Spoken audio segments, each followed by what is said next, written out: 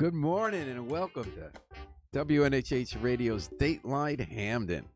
I'm your host, Paul Vass, inviting you to look behind the headlines on the stories that make our community tick. Well, of course, Curt Leng makes Hamden tick. He's the mayor, and everywhere, all the time, including in the WNHH studio. He's here to update us on going on in town. Thank you for coming in, Mayor Leng. My pleasure. I think I got us live streaming as well this time successfully. All right. So if anyone wants to weigh in and you're watching this on Facebook Live, just post a comment. And Harry Dross, our producer, will get it for us. And probably a good idea to shut off the volume there. So we're getting feedback next. And thanks to Yale New Haven Hospital for providing support for today's program. So Mayor Leng, it's that crunch time you have every year when you need to present a budget to your legislative council. It is. The blueprint for how the town's going to fund itself and run for the year to come. You got it. And how's it going? You're going to be doing a big announcement next Monday, right? Yeah, things are going very well with the budget process, but it's become more and more of a challenge. I've always said that it's my favorite time of the year, which always gives me funny looks from a lot of people. Well, you're a long-time wonk, right? You used to work in town government before you were the mayor. Very much. I can remember having 4 roommates and watching college football right out of college and sitting there with the old dot matrix print out of the budget and marking up. I forgot dot matrix. Yeah. Those printers, yeah. That was all our old budget coordinator used to do back then. Doesn't seem quite that long ago. Can you get a little closer to the mic? Thanks. Sure. Doesn't seem quite that long ago, but the time has gone by. The challenge is now, the more you dig into the budget, you start the budget process, you say, okay, what are our goals for the new year?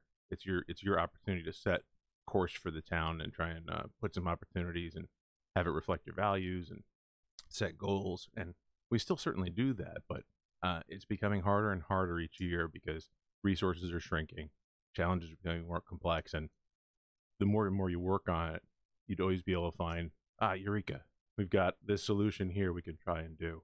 And the more you find those, the less opportunities there are as you dig back in. Right.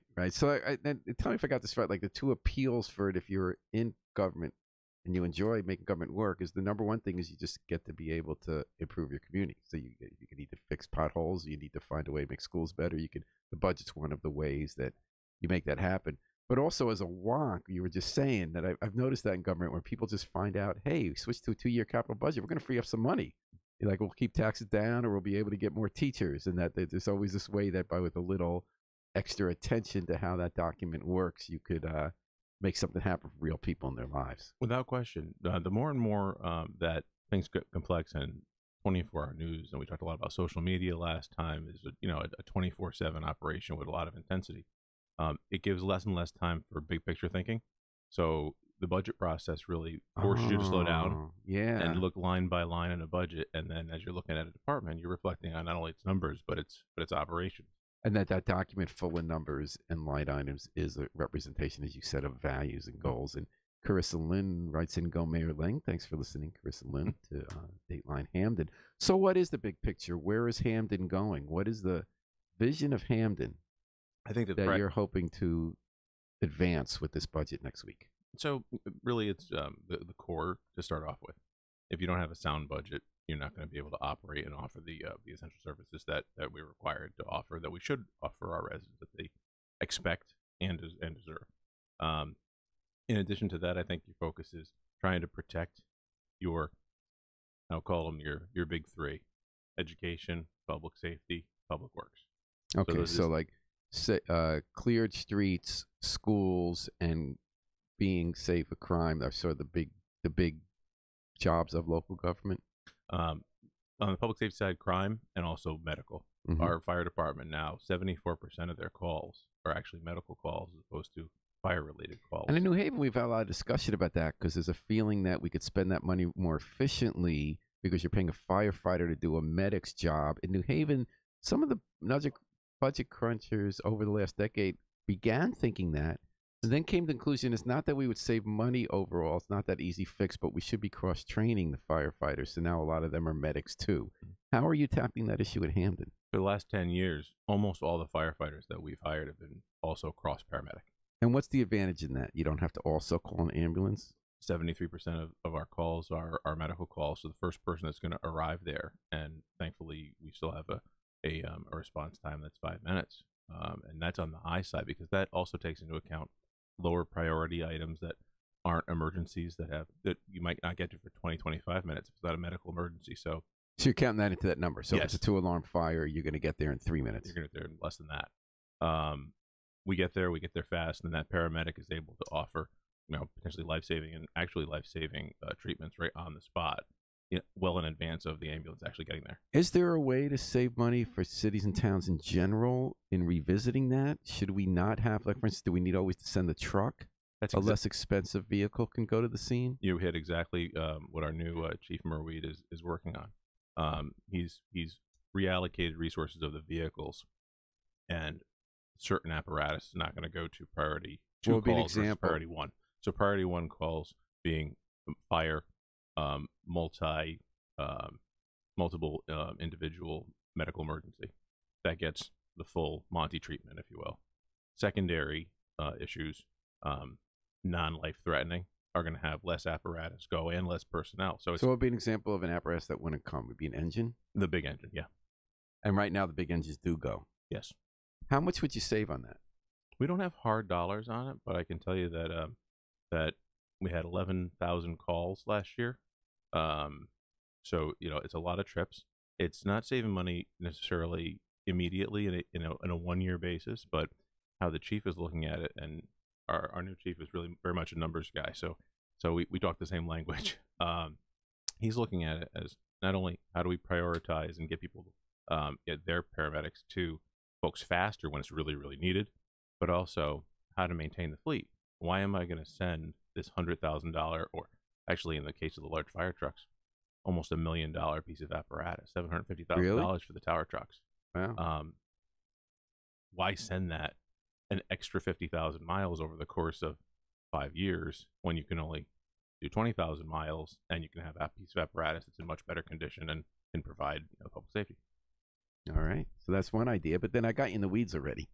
You did. Big vision. We You keep said going. schools, public safety, and streets. Well, public works, and That's garbage too. Yeah. Public works, provides essential services day to day, but then they're also right in the core of it when it comes down to emergency management. So we get into storm situations, which we've had, our fair share of, as have other. Yeah, but Hamden is the jinxed town. When there's a mini tornado, whether it's 1989 or 2018, only Hamden gets a tornado. I prefer to think of us as special. Special. Okay, you get special attention from the weather gods. Okay. You have to have all hands on deck for those things. And just this past year, actually, Public Works were officially named as first responders, which they very proudly wear that title because they very much are during these situations. All right. So now when we talk about the big 3, is there any evolution in how Hamden thinks about that mission that's going to be reflected in the budget you submit this coming Monday? Yes. There's going to be more of a focus on community policing. Mm-hmm. Yeah, you've been talking about that. Yeah. We're gonna keep going in that direction. More focus, a larger focus on community outreach, interaction in neighborhoods, and a larger focus. By police or in general? Police. Well, in general, that's I would say always the goal. But police focused in this regard, and also interaction with between the police in a positive way, school resource officer into our school system. Mm-hmm. So why are you doing that? Why does Hamden need to rethink and build up its community connection with police?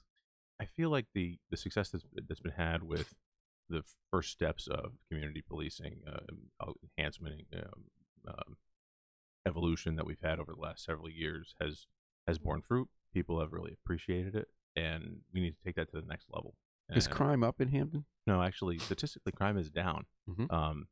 It's hard to convince people of that because we have. How much is it down? I couldn't give you the percentages off the top of my head. I'll get but you next time on that. expectations change, because I mean, it's true that one shooting is too much. Without question. And if your house is burglarized, that's too much. Without question. Like in New Haven now, when someone's shot, people get really upset, which is great. Mm-hmm. But 5 years a couple shootings every week. 10 years ago, 15 years ago, there were probably in Hamden.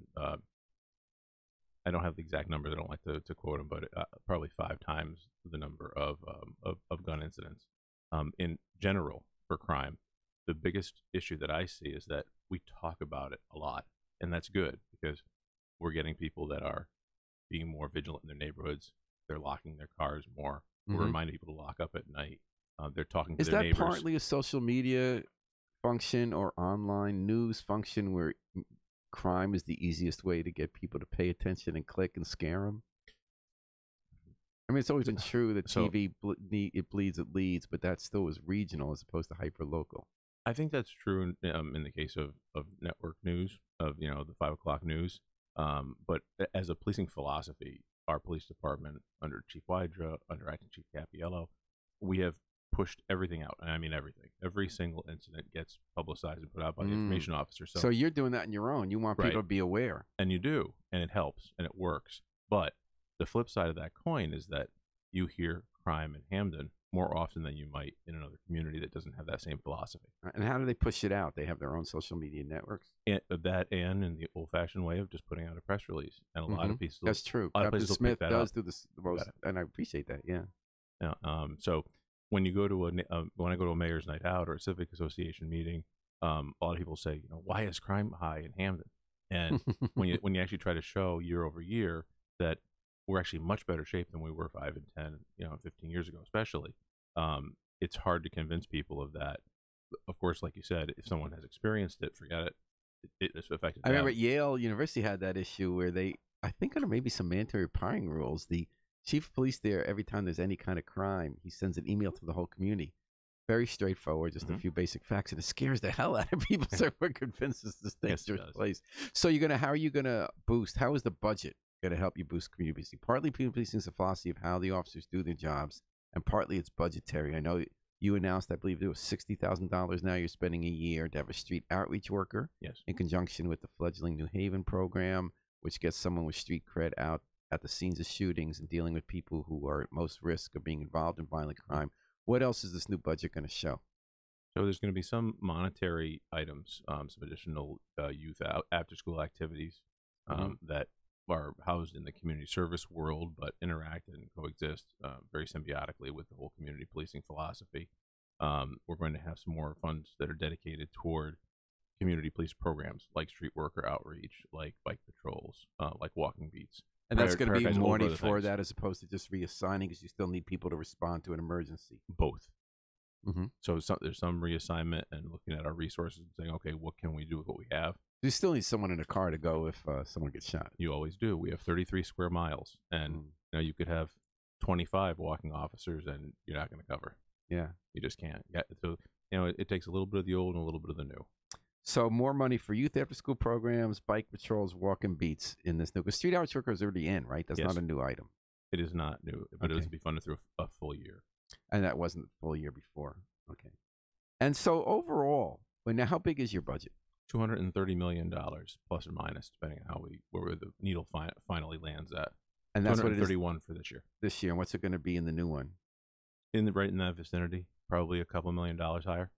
And are you going to be raising taxes? I don't know yet. We're working really hard to get down and shave those last little bits. Yeah, I can say this: it's extraordinarily difficult in the environment that we're in to not increase taxes and to bring in more resources to deal with even the fundamental issues, pension, medical. Well, it's one reason that besides your historic pension costs, the automatic cost of living increases, even if you're giving people 1 or 2% increases in their pay, or if your health care goes up somewhat, no matter what you do, just that alone, doesn't that cause you to have to either cut something or raise taxes? Yes. The other fluctuating figure is state, and so the state right now has done a good job of protecting cities and protecting inner-ring suburbs that need the money. So our funds right now in the current formula are a little over our stay flat. We've stayed flat, and we've gained a little in education cost sharing. But some of that's Alliance grant money, right? That you have to use for specific, can't be your operating uses for the schools, right? 55% of the Alliance District grant has to be used for new programming, and then there's some flexibility with the other half. Yeah. But overall, as long as we retain those funds and our ECS bumps a little bit, we're in good shape. Now, when you do this, and this is one of the big, and by the way, Al Romelli writes in, would love to have Duchess back where it used to be. It's been vacant a while. Thanks, There's Al, for there's that. actually been quite a few bites of interest. There was actually recently a Vietnamese restaurant that was Oh, exploring it. It would all have been right. Where is that? Duchess is right in the center of Hamden, across from the Tommy K Plaza, Uh-huh. and they vacated, I want to say, about a year ago. So they haven't found the exact right fit, but there's been inquiries from banking community and a Vietnamese restaurant I know of off the top of So my head. what better signs of how Hamden is different from the old Hamden if a Duchess becomes a Vietnamese restaurant? I think that's a good thing. Yeah, I think so Yeah. too. I'm saying that's sort of Yeah, like and Hamden's become actually, a more 21st century cosmopolitan, a little more urbanized community, diverse. we have become a more diverse community. And actually, as you and I are both talking about Duchess, Duchess wasn't the last place there. Oh, We had Brugger's. oh, So it was why did Duchess, they last? That's really Brugger's. popular down here. Yeah, I'm not sure. I come down to the one on the corner as Yeah. well sometimes. I don't know the business decision there. And you're learning about the Brugger proclivities and other secrets of Mayor Curt Leng here on Dateline Hamden. We have a regular appearance by the Hamden's mayor. Thanks for listening in, folks. You're listening to 103.5 FM live streamed at newhavenindependent.org. So one of the challenges for local officials like yourself when you're doing a budget every year in Connecticut is that you have to have your budget approved, I believe, by May 30th, right? May 15th. May 15th. Okay, no, I think in New Haven it's May 31st. But you don't find out the state's budget, which is a key part of your budget. Like, what percentage of your funding comes from the state? We get, I was actually looking at these numbers just last night, 27%, 26 change, 26.5% of our budget is state driven. And so you got to guess. Without New a doubt. Haven, a couple of years ago, when the state cut it the last minute, and sometimes they're done with their budget usually by July 1st, right? Although a couple of years ago they went well into the fall, into November. And then but the cities and towns have to decide: are we going to raise taxes? Are we going to cut services? Are we going to guess how much we're going to get? So New Haven got in trouble a few years ago because everybody got cut unexpectedly, but towns like Brantford and Seymour had conservatively budgeted we're going to get less, and then they didn't get whammed, whereas New Haven went for what the governor originally proposed. Although if you say in your own budget you're going to get less than they say, to the state legislators use that as a signal we can cut you in the back room at the end? I can tell you that's always been discussed when it gets to the council level, and I think it's a reasonable, it's a reasonable statement. Your delegation is going to fight harder. Any delegation is going to fight harder to maintain what's in a budget book, not to have their municipality start off, behind the eight ball.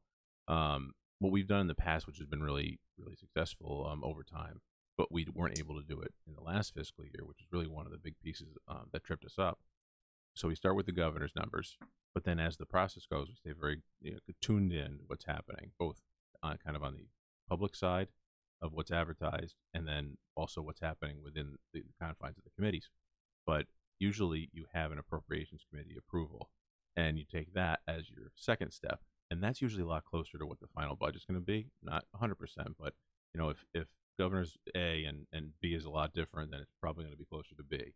And we usually have those numbers before May 15th, so mayor's office and administration works with council and says, okay, here's the updated, here's some recommendations if there are changes for council to act on. Last year we didn't have that advantage. Patrick Johnson writes in, I think a place like Be Natural or other healthy food juice bar would be great in the Brugger's lot, now being called the Brugger's lot, not the Duchess. Or Starbucks should move there, and something new can go where Starbucks is. So he wants a little switcheroo. Patrick Johnson, thanks for your suggestion for that lot. What are the bites that you're getting, or can you not say? In addition to those couple that I just mentioned, there's one that's being discussed with economic development. But again, I can't share it at this And time. often the people doing it aren't necessarily the company that comes in. Like, for instance, we just got a Wendy, that's the Midwestern group, gets it and develops them for Wendy's. So it's kind of hard to know who's doing what. Right. Yeah. Sometimes marketplace will give you interesting things based on the relationships of the developer that may not be here, but that particular person found interest. I'm rooting for the Vietnamese over the Starbucks, but that's just personal. I think a juice bar would be pretty cool too. Well, but Be Natural's excellent. They have, it's about Ugandan immigrant runs that place, and he's done wildly successful in New Haven. Has 2 outfits. We actually meet there pretty regularly for hold our staff meetings there. Yeah, nice. So it's a good place. What do you get? I actually get either the PBH, the peanut butter and honey on the bagel, or their smoothies are excellent. They got good vegan smoothies. I have a little peanut allergy, so I'll have to watch that one. But, oh, you do? Check that out. So you didn't outgrow it? You have it as a kid? Don't some people have peanut allergies as kids that outgrow it? And I haven't tested it. I knew I had it back then and kind of left it that way. But as an adult, did you ever have to pull out the EpiPen? No, mine is not that severe. I had cat hives. So I just try to avoid. All right. So even Vietnamese, you got to watch out, right? And Thai. Yep. All right. But now people are more familiar with all these kind of allergies and everything. So you're looking to avoid taxes increase. What is your mill rate now? For just under 48. 48. And but so how likely? How people when they react to a budget, it's like all they care about is the budget increase. Again, I'm using New Haven as a benchmark. So last year our mill rate went up 11%, and people went bonkers. I mean, they just didn't want to talk about anything else. So this year it didn't go up at all. But part of the reason it going up is we did a very risky scoop and toss debt refinancing, get $160 million refinanced so for the operational budget. And your board has a bit of a hole in their budget, as I've read. So, yeah, our board of ed, big hole. So, but because you say taxes aren't going up, nobody pays attention to the budget. Even if they're going to have to pay more years down the road because of borrowing, even if there's a hole that people are already saying we're not going to really fill for the board of ed. Is it the same in Hamden? If you go up 1% or 5%, are you just going to be inundated with emails and public comments? And is a lot of your time going to be spent with people being very angry at you? Whereas if you have other decisions of equal import, you're not going to get the same reaction. What is it about taxes?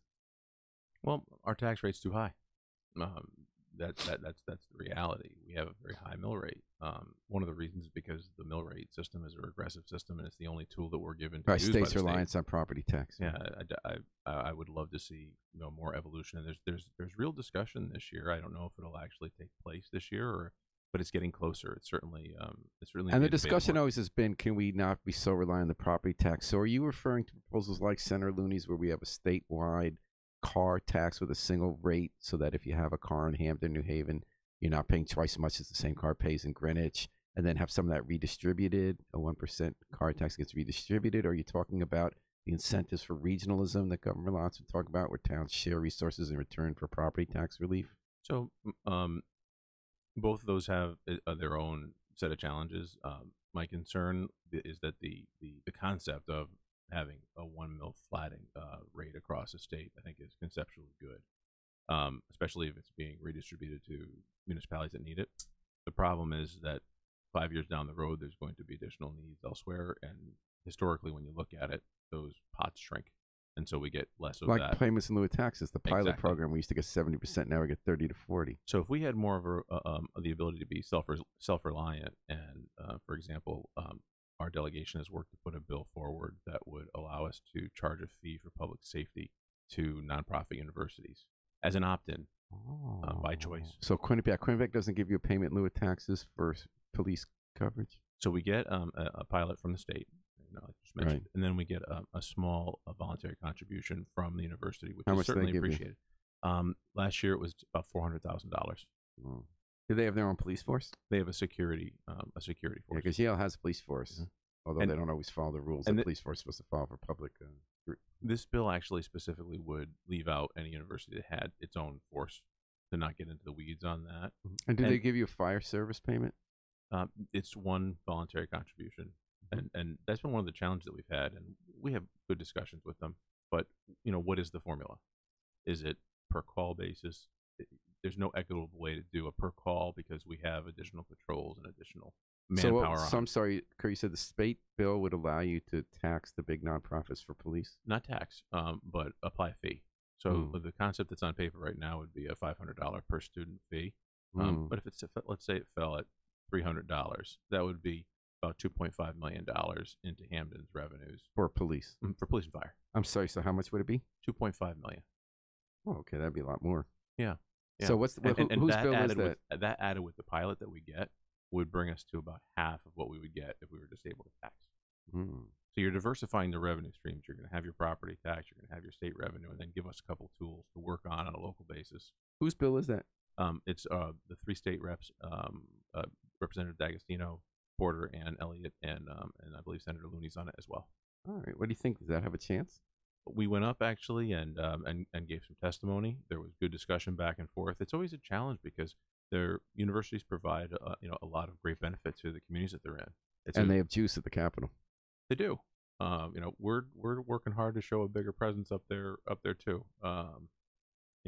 As the state goes the municipality in a lot of ways. With 26.5% of your budget. Patrick Johnson has a question. He said, I mean, that's the first Al Ramelli. I think it's a good question. He thinks it's a stupid question. I think it's a good question. It's fundamental. Why are taxes so high in Hamden versus neighbors like North Haven, Wallingford, where a lot of people look to buy homes as opposed to Hamden? Thank you for that question, Al Ramelli. Our tax rate is higher than some of our surrounding communities because of choices that were made in the past. And I don't say that to point a negative finger at anyone.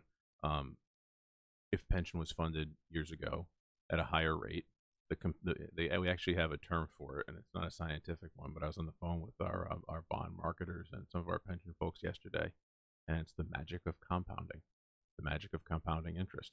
And if you put money in earlier, it grows. So you're saying you underfunded the pension, so the pension funds didn't make as much money from those earlier investments? Correct. In fact, the pension has never been funded 100% in the budget until this year. This is the first year ever that the year was made at 100%.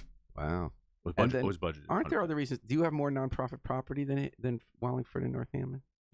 I don't know in comparison to North Haven, but I know that we have 15.6% nonprofit, and that we're in the top 30 in Connecticut municipalities for nonprofit. Although in New Haven, it's a complicated picture because when a nonprofit builds, like Yale, sometimes they'll build a very expensive building that if we get only 30% reimbursement for, it will still be more dollars than we would have gotten in taxes if they hadn't developed. Interesting. But I wonder also, I mean, North Haven made choices in Wallingford over the years to attract businesses that they either gave them tax breaks or they allowed them to like bring a lot of high polluting businesses into industrial zones. And I'm wondering if that helped keep their tax rate low over the long run, but at a cost. I don't know. Also, do they have wealthier populations that buy houses that can pay more for houses or no? So that's an interesting one. Hamden has a little bit of everything, north, south, east, west. And it does. Our median household income is just over the states. We're at 100.7. Oh, really? Like right on the state line. So it's interesting to look at that. I think that it's a combination of the grand list value in total. And when you look at 33 square miles of Hamden, you think we have a lot of developable land. But in fact, a lot of the land is not developable either because it's environmentally not suited for it. There's wetland, it's on a mountain, it's open, or that it's designated open space, or it's designated residential, where only 13%, 15% of our community is commercial based. Mm-hmm. So our vacancy rate is low. There's not a lot of developable parcels, so you have to get a little more creative. And I think some of our neighbors have had some additional spots where they could develop or redevelop larger. So we have to be a little bit more creative and work on that. And redevelopment has been the focus of the last few years. We're talking about that with Mayor Curt Leng, Hamden here on Dateline Hamden, WNHH 103.5. If I'm going to come in regularly, I need a name. catchphrase. We got to come up with you had Mania, monthly Mayor Mania. I was trying to think of I some want to M's work with something like that. Right? And if any listeners have any ideas what to call the monthly show with Mayor Curt Leng, we have Mayor Monday with Mayor Harp of New Haven. We need a name like that for the mayor of Hamden. Patrick Johnson writes in again, Quinnipiac really needs to be a better fiscal partner. They are a huge piece of Hamden. It's such a struggle, but we need to find a solution there. It would help everyone in there. And I want to state that the mayor works really hard on the budget every year. Thank you, Mr. Mayor. Thank you, Patrick. Diamond Dave Lyons. Thank you for listening. I like the name. Yeah. Diamond David Lee Roth and I share a birthday. So maybe, you're a Van Halen fan? I am. Okay. And maybe Diamond Dave will have a name for this radio show. Okay. Okay. But in the meantime, he says, good morning. I was wondering where we stand on the closing of multiple elementary schools in Hamden, taking back Wintergreen School. Thanks for your question, Dave Lyons. So the 3R initiative that the Board of Education has been undertaking has proposed. What are the 3 R's? They're not reading, writing, arithmetic? No, they're not. It's a process where, and you caught me. I don't know what the 3 R's are off the top of my head. Rebuild is one of them? Yeah, I believe it is. Redevelop, reimagine. Okay. Yeah. That's good enough. Close. 2/3. That gets you a C and 2/3. Yeah. I'll take it for the moment. But the thought is, how do we take our schools that has a declining enrollment and some very important physical needs? Some of the buildings need some construction, and downsize enough so that your budgets are affordable. And I have to really give credit to the Board of Education this year came out with a 2% increase. That's not what you see every year. And the proposal they came out with would close 2 elementary schools that are currently in the Hamden system bring Wintergreen Magnet School, which has a much larger capacity, it's a 600 student school in good shape, back into the Hamden Elementary School circle. At the end of the day, you'd be closing one building, and closing two buildings, bring one back on, and then doing construction. So the question was, when is that happening? Wintergreen, and this would require a vote of the council, but it's moving forward in this direction. The board voted to recommend bringing it back into the town system. The building, interestingly, is town controlled, because that's how the lease agreement was done with ACES 20 years ago. We were actually all surprised to find that only a mayor's signature was on that agreement and not the superintendent or the Board of Education chair. That gave you some free boy. Boy, that's not an unusual situation. The mayor could just make the decision. That's not how we did it at all. But, I mean, you had the legal, right? But hypothetically, it could have happened that way. We worked very closely with the board. I attended a lot of the meetings of the redistricting and rethinking the education system. And what came out of it was really good. Working on diversification of our schools. They're working on universal pre-K, which I think would be the best thing to happen to Hamden probably ever. And is that going to be reflected in the new budget? It is not, but it's coming. It's being built. So all the elementary schools need some work to allow for universal pre-K because there's special regulations for. You're freeing some of that space kids up by making the middle school an extra year, right? Starting sixth grade, yeah. You've got it. So sixth grade at the middle school, open up some more space at the elementaries. You make sure that you outfit the buildings properly. There should be proper egress and smaller toilets and lower sinks, and you make that available. And I think universal pre-K could be one of the most attractive economic development drivers on one side, making people want to buy in Hamden. Interesting. And I also think that, and I have stolen this from Representative Robin Porter. I don't like calling the bridge in scores the achievement gap. I think that has a connotation to it that some people can't achieve or aren't achieving it. I call it, as she does, an opportunity gap. It's a gap that needs evaluation and needs attention and funding. And when you do that, and that's what the board is working on, trying to start earlier, which is the highest driver of closing the gap. We're trying to think a little bigger, think a little long term, and I think it has real opportunity for success. But back again to the question, Wintergreen comes back online as swing space and space for some special education programs. Are you going to centralize special ed, right? That's one of the goals. The closing of the two schools would be over a 2 to 3 year period, and that is up to the board and the school building committee as to how that all fleshes out. And I think they're working on it right now, so there's not a concrete answer of one specific date, but 2 to 3 years is the goal. Patrick Johnson is working on a title, Hamden Happenings with Mayor Leng. A little long, Patrick, but I like that you're there. We got comments from Sarah and Al. Al says, I've lived in Hamden all my life, 47 years, and went to Shepherd Glen Elementary School and was sad and is closed. He asked, what's going to be home of Shepherd Glen? Thank you for your time. Go Dragons. So it's a great question. When these schools become available, what happens? Church Street has been discussed as a potential location for a new central office. Central office moved from 60 Putnam Avenue into the Church Street space, as well as adding in some community space, adding in potentially some preschool spots there, adding in adult education. And then you can expand the Irish bar that's next to the. Aren't they still there and have like bigger shows and stuff? Well, although you have the post office in the middle. Oh, okay. But it is a developable piece of land. That Whitneyville intersection there is appealing land, so that I think that building would have value. Right. Yeah. Shepherd Glen is a very interesting building. I would have loved to see Shepherd Glen stay. The programming is fantastic. There's 27 languages spoken in that building. And that's the one that has the most diversity in the state of Connecticut and therefore ran afoul of diversity rules. That I'm never going to get over. I won't be able to understand that either. I almost equally Asian American, African American, Latino, and white. And as a result, because state rules, sports education defines diversity as white and non-white population that is considered not diverse enough. Correct. That's bonkers. And the school works. I had dinner with somebody that works there last night, and there's 27 languages spoke. No. The school has the longest retention of teachers and paraprofessionals So of you any couldn't get a school in the waiver. district. Given that, you couldn't get a waiver. The waiver, I can't say that it wouldn't have happened, but when you look at the dollars and cents of it, we had 2 buildings that needed like new renovation Mhm. or new construction, and Shepherd Glen was one of them. Ah, So when it came down to it, I think Would that have one been of the worth it. driving factors was Westwoods is the only school to the north. This school is right down the street, right down Mix Avenue's Dunbar. Doesn't need as much renovation. We don't go with this school. Now, that did not, in my opinion, have the best.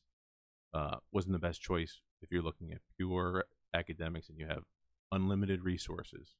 But given the challenges that are had, that was one of the tough choices that the board had to make.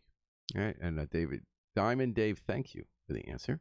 Sarah Nazario Messineo asks, Wintergreen School is not far from the proposed cell phone tower in our residential area. So is that a concern about health of the kids? Is it a new cell phone? Because Proposed cell phone tower in our residential area. So if there's a proposed cell phone tower, I'm actually probably more of a thorn in the side of the cell industry than most. Why is that? I've read a little too much. Probably probably some scientific and some not. It gets a little dicey on the internet once you go too far when you down when you start to the dig search deep, engine. yes, Yeah, yes, it does. But if it's a proposed tower, there's a process for challenge. We usually try to make sure that neighbors know what's happening and get in there. And if people are opposed to something like that in their neighborhood, we have gone to bat with. Do you neighbors. feel there's a right place and a wrong place for cell towers? Sure. And what's the best place? Is it up on West Rock? Away from residential properties. And do you still need to be close enough so everybody gets adequate cell service, right? So then we start to get into the weeds of big cell tower versus smaller units and more and spot units, right? And I don't pretend to know But that's interesting. the science of that. But one utility you're also perhaps going to be a thorn in the side of is United Illuminating. Who says? Well, maybe not. I think that we're all going to work together. Oh, you are? wonderfully Okay, for this. excellent. And by the way, Sarah writes back, there's not enough information on the health risk. Thanks for that, Sarah. Nazario Messineo. So the United Illuminating, just so we fill our people in, is very interesting. The Hamden does not own its streetlights. You pay over $1 million a year to United Illuminating for your streetlights. In New Haven, we own our streetlights. We bought them from United Illuminating. We spend a lot less money, and we have better quality LED lights that actually save a lot of energy. You've come to the conclusion, I believe, that you could save $650,000 a year if Hamden owned it. But unlike the other main utility, electric utility in the state, UI does not have to sell them to you. That's right. You've said we want to buy them. They said we're not selling. What's going on with that? But you sound optimistic that you're going to be able to find a solution. I'm always optimistic. The Eversource area, which covers 2/3 of the state, had a Pura challenge. I think it was. And PUR is the regulators, public utilities regulatory agency, or something like that. That used to be called DPUC. That says yes or no to utilities, what they're allowed to do. Yes, and there was a challenge brought in the late '80s. Torrington. On the ability to buy streetlights as a public right, and they found that was something that Torrington should be able to do. Eversource worked it out with them. I'm not even sure if it was Eversource at the time. What were they called again? CLNP. CLNP. And since then, interested communities have negotiated with them and found a sale price, and others have said, thank you very much, we're good. So in Hamden, it all started with the LED conversion. And we were set to be, I think, the 5th in line. And UI came to us, and we were really that close to actually closing the deal because it would have saved us some money, a lot of money, $350,000 in just a straight conversion of LED.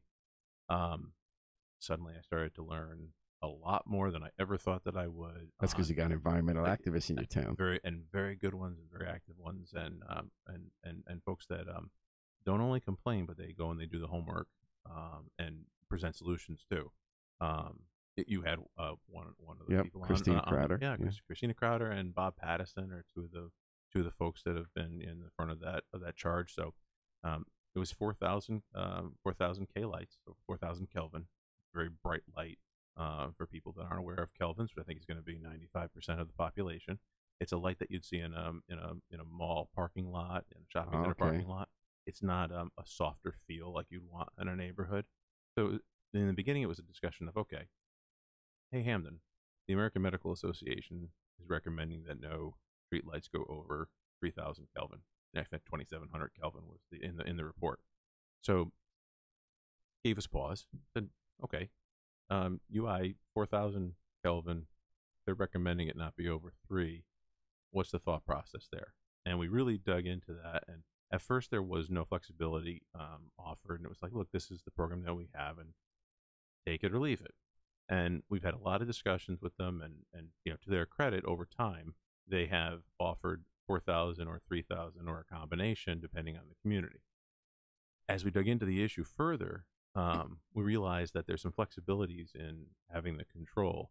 And number one is additional energy and cost savings. But beyond that, having control of them, you can do things that you can't do with UI right now. For example, you could potentially have dimming in certain hours that would save additional money and additional energy. It's not an option. You could put other utilities into the lights. They're smart lights now that can do everything from be a camera to be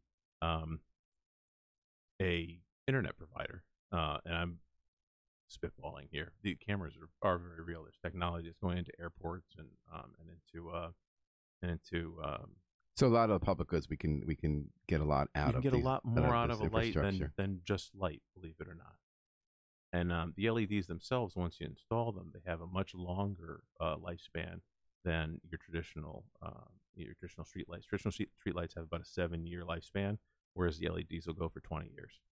So why wouldn't UI want to do this? They believe they like to profit from. It's more profitable for them to go the way their current business model. So I'm making an assumption on that. All right, but you're saying that the public interest might not be served, and we give a monopoly, a government-granted monopoly, to this private company that's owned by a Spanish energy giant, Iberdrola, to make policy based on what's going to help their shareholders. And in the assumption on that arrangement is that also benefits the public. But you've come to the conclusion that it benefit the public if Hamden owned its own streetlights. So I'm 95% there. I wouldn't say a conclusion quite yet. I think operationally, I've come to the conclusion that it would. I think so. Is the compromise if they'll pull in the lights you want, then you might be able to say that's the compromise. I think it would. The compromise would have to be not only just the lights, but the additional control over the lights.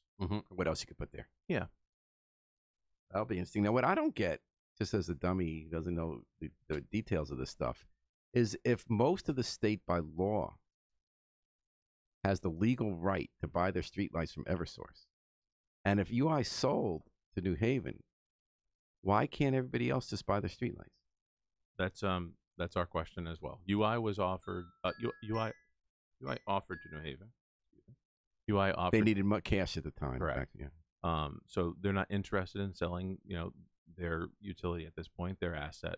But the question is, if it's fair and it's right for municipalities to consider it for the benefit of their citizens in 2/3 of the state, then why would it be unique in this region? And Caitlin Maloney writes in, thank you for listening and writing, Caitlin. Ugh.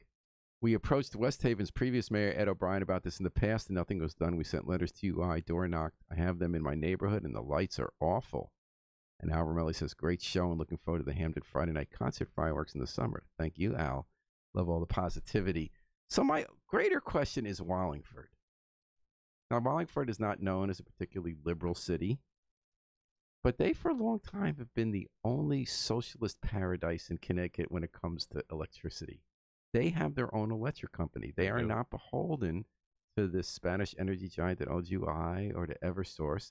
They produce their own electricity, and they don't get the benefits of being part of a large grid. They don't get the benefit of having some other company maintain it, but they pay the lowest electric rates in the state. Can you explain that to me? I wish I could. Other than they had the foresight, however many decades ago, to say this is something that we think we should do and will benefit our residents. I do know that people that move there end up paying a third of the cost for electricity than any other. Now it's a headache. So if you're the mayor, they've had the same mayor since the last century, Leng Dixon. If you're the mayor, you have to worry at night that there's a blackout. it's nice to know that, and this is part of the whole, the whole calculus and coming up to, the conclusion. It's nice to know that when there are storms, that UI is going to be able to bring in the resources that they bring in. And that's part of what would have to be in this whole discussion, that even if we were to acquire them, my personal desire would be to negotiate that they continue to maintain them and that we pay them, profitably for it. So they can spin off a service company. Correct. But what if we got, not just buying streetlights, but if we got everyone to do their own power companies, maybe they could form a compact to create their own regional. A regional power company, if you could find the right space for it, away from residential property. Now it's upfront; you got to borrow the money, right? Mm-hmm. But you'd make it back on the electric bills. Yeah, that we don't have a study on, but on the return on investment, the ROI on streetlights, we believe that we would bring it back in probably 4 years. Wow, that's fast. That's quick. Wow, for capital. Wow. So the other question, more broadly about generating your own power, I've been wondering whether our economic assumptions for how power works and business in general might no longer be true. Generally, if you have a regional power utility and you pay some private company and they get to have a government granted monopoly, they can save a lot of costs. And that's why it makes sense for everybody. But we pay the highest rates in the country for electricity. Could it be that nowadays we lose so much energy when it's transmitted longer distances when we're on a big grid? And we're so vulnerable to hacking, which is only going to get truer and truer. So one hacker from North Korea, Russia, they could just some, malefactor here, they could break in and shut down everyone's power. Do we want to be moving to decentralized power anyway? Would that even make economic sense, let alone public interest sense? It's an excellent question. No, I have not thought about it in the vein of a regional power distributor, but would be very interested in discussing that with COG or with New Haven and some other partners and see if there's a location. But to your point of the power and the vulnerability of both, economic corridors and just your entire town. And the cost of transmitting energy back and forth. It's very real, and we're working on it, and we're thinking about it in the resiliency, on the resiliency side. Okay, so if power is going to go down and we need core services to continue, what are some other ways to generate electricity, generate power, backup, just to have those backups ready? And that could be a baby step to then finding out if you can go into municipal power business. It would, and it's also... I'm pushing you an agenda here. I've noticed channeling Ralph Nader here.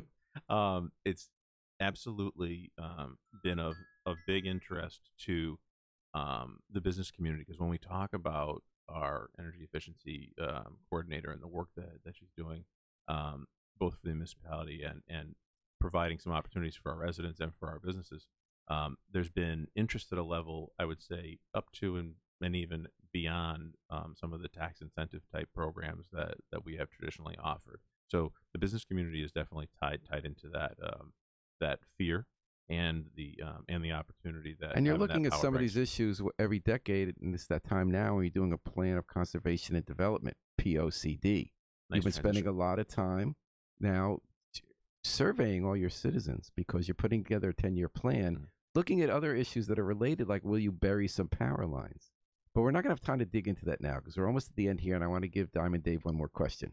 I thought he had the title. Diamond Dave Lyons. Yeah, I was Diamond Dave, you are assigned for next week to get a title for this radio show.